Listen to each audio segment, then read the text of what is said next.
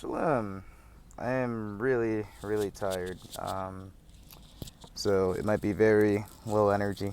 But I wanted to say really quickly that I believe a lot of us were affected by the hurricane. I'm scared to say it because I feel like I'll mispronounce it. If I if I say it wrong, don't make fun of me too much. You're allowed to, make jokes about it, of course. But Helene, I don't know. But yeah, we were without power for 2 days.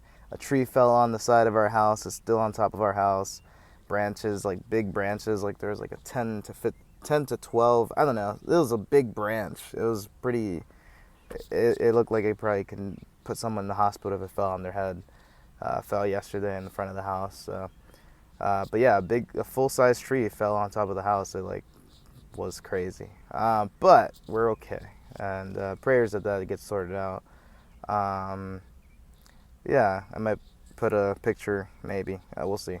But I wanted to say that all of that, going 2 days without electricity, a little bit over 2 days without electricity, and everything worked out. Like, we weren't like suffering, but it was different. It made me realize that I'm not really ready for like harder times to come.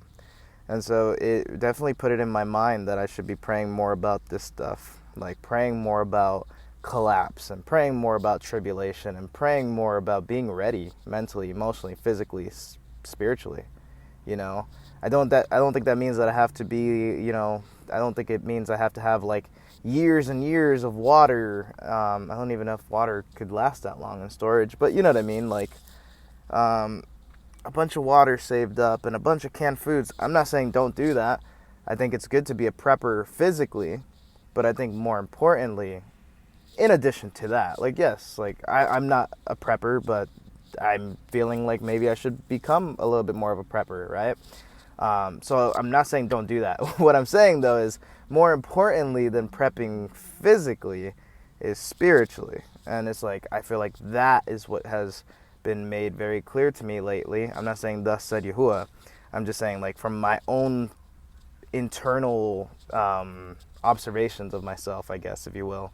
I noticed that, like, I was grumbling and complaining a lot, and I was just very frustrated and angry, and that's not right, And so if that happens with just electricity gone, it's like, what happens if, like, there's no food, if there's no water, if there's nowhere to live, if, people are killing believers? Like, I would imagine that if I'm grumbling with such a small matter, then I would probably be grumbling with bigger matters. You know, if someone's trustworthy with little, then they would be trustworthy with much. And I don't believe that I was trustworthy in a way. And what I mean by in a way is, like, I feel like I failed, with a small matter. Because this is a very small, losing power for two days is very small in the grand scheme of things. So in the big picture. So, it just makes me feel like I should pray more about Yahuwah and Yahusha preparing me for times to come, whether you believe in a collapse or not. There's some people who don't really believe that, the events of Revelation are coming. Some believe they have passed already. I'm not here to talk about that per se. Like, if you believe that's what you believe. I'm not agreeing or disagreeing with you right now. What I am saying is, like, whether it's like a small recession or a big recession or a tribulation, like in Revelation, or like the events of Revelation, whatever it is, I feel like Yahuwah, we need to talk to Yahuwah and communicate with him to prepare us for these times, right? So that we don't fall short. And so, yeah, that's what I feel like I am hoping to do more of. And it reminds me of Peter.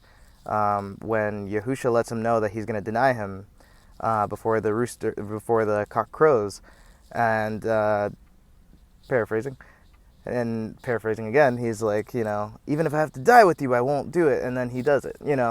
I truly believe in that moment he truly believed that he would not deny Yahusha, and I feel like a lot of us are like super gung ho, me included. Like, yeah, I'll die for him. Like, yeah, right.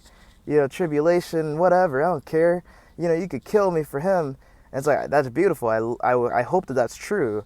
But I do believe that I have to watch and pray in order to be in that mindset, in order to live out those words, because I feel like I wonder. I'm not saying this is true.